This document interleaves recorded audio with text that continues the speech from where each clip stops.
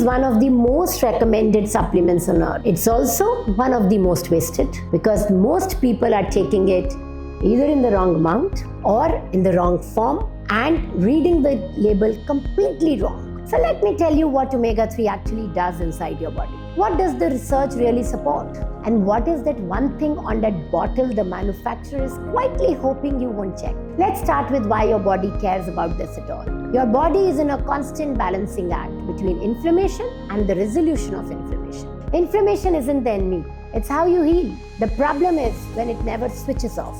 Omega-3 fatty acids, specifically the two that matter, EPA and DHA, are the raw material your body uses to actually resolve inflammation. And here's the modern problem.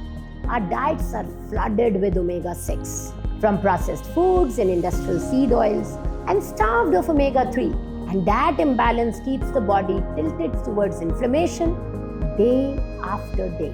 For someone with an autoimmune condition, that tilt is everything. So, does supplementing actually work? Here's where I'll give you the honest answer, not the marketing one. The evidence is genuinely good, but only at the right dose. Most people take a tiny capsule and feel nothing and conclude omega-3 doesn't work. The research tells a different story. Meaningful reductions in inflammatory markers, the ones we measure like CRP, hsCRP, IL-6, TNF-alpha, tend to show up at 1 to 3 grams of combined EPA and DHA per day. Not one capsule, 1 to 3 grams of the actual active omegas.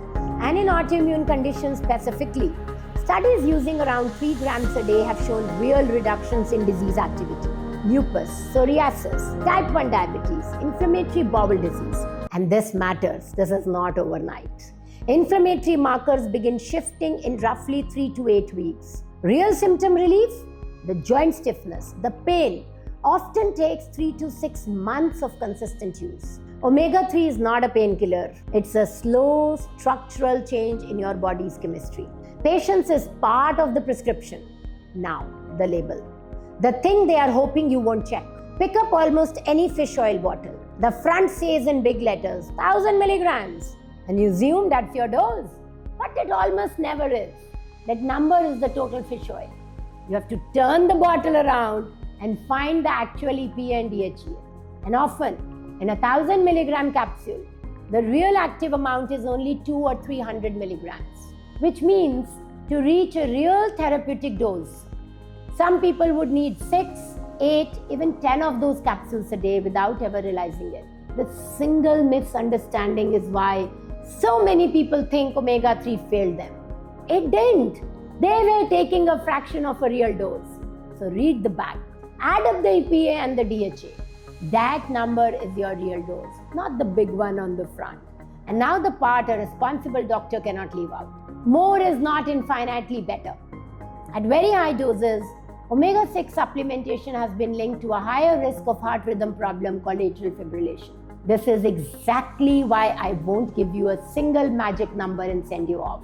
Your dose depends on your body, your condition, and your medications, especially if you are on a blood thinner. This is a conversation to have with someone who knows your history. Food first. Oily fish a few times a week is always the strongest foundation. Flax seeds. So here's the takeaway.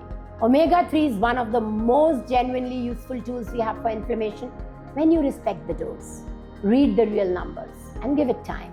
And when you stop expecting a miracle from a capsule that barely contains a dose, if you want help figuring out what's actually right for your body, there's a link below to start that conversation with our team.